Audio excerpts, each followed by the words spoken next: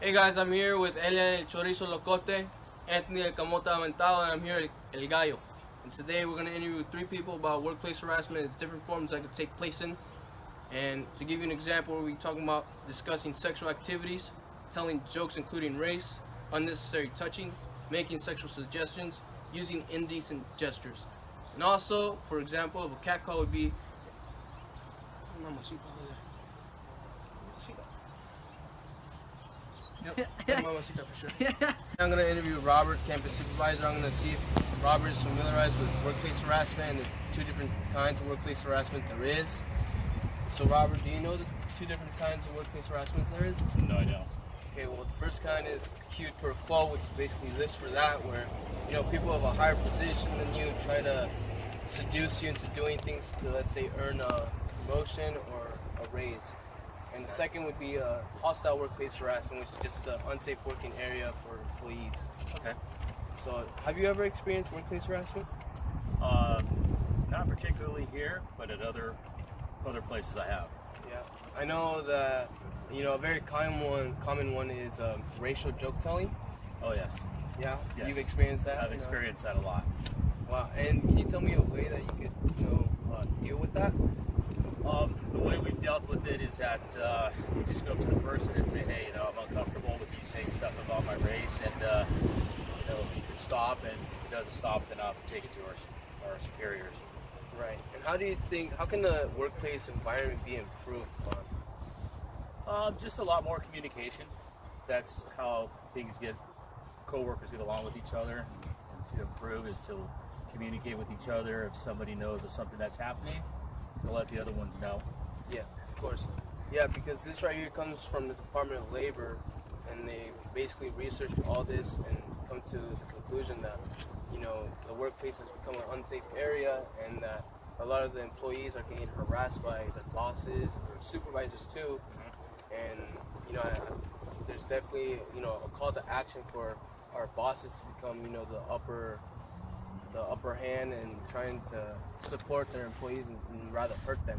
Yep. So if a coworker were to harass you, or how would you handle this? Like, let's say it would happen today. Well, I would just talk to him and say, hey, I don't appreciate you doing that, or pull him aside and say, I don't appreciate what you did in front of my coworkers or in front of students. And if it continues, I will take it to our supervisor. Right. Now, what if it happened after, let's say working hours? Well, I would still tell them that it's not acceptable, because I know in the state of California, harassment goes beyond the work environment. It doesn't matter if it's at a school or your job site, or if it's a school function or anything after that's not has to do with your job. It's still considered harassment. All right. Well, thank you, Robert, for your time. Thank you for doing the interview. No problem. So I'm here with Stephanie. Stephanie, I'm going to ask you some questions about workplace harassment. Have you ever experienced it? Yes. So how did you deal with it? Well, at the time I was working at my job for a week, so I didn't know how the bonds were established there. I was not aware of anyone or anything.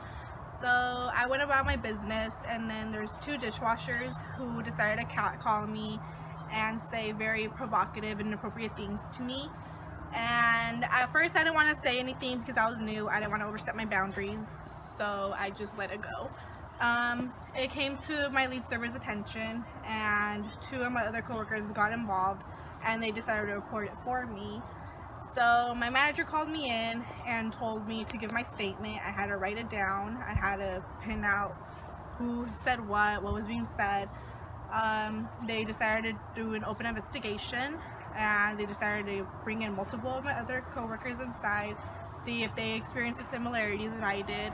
And throughout this investigation, the result was that they got fired.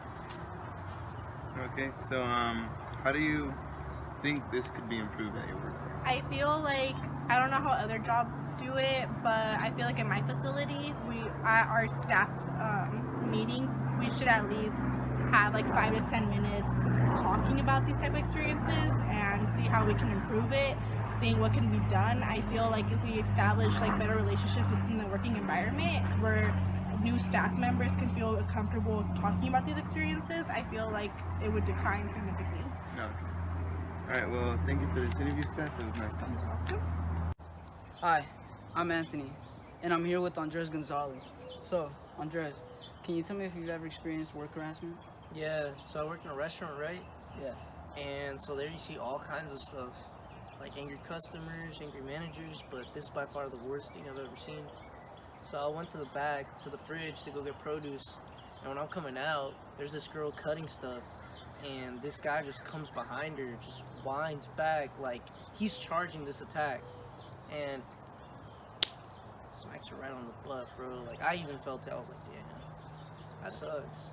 That's insane. Well, that sounds like a hostile work harassment situation.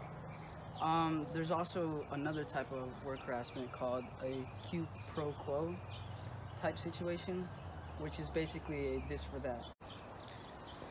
And that situation is when a supervisor tries to harass their own employees.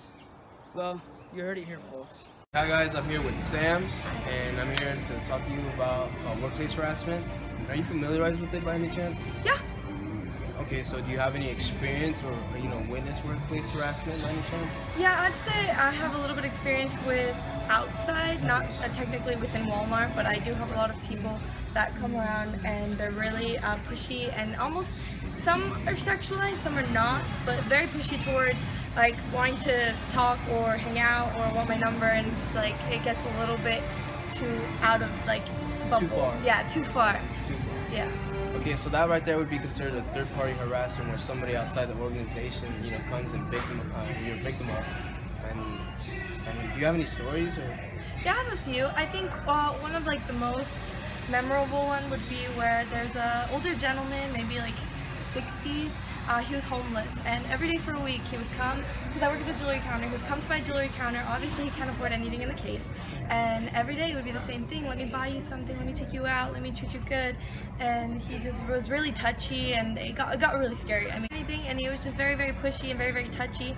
And I think that would be like the most memorable moment of actual sexual harassment that really like stuck out to me, especially because it was like when I first started working here, and it was a little bit more scary, especially because I had to walk home and he was homeless, so I was just always a little bit more on edge for those first few months. Yeah, we had a previous interview where there was a new worker who also got harassed at the workplace, and they kind of were also not really they weren't informed on whether they should report it or not until finally, let's say, her coworker reported it for her, and luckily that coworker got fired. Oh, okay, yeah.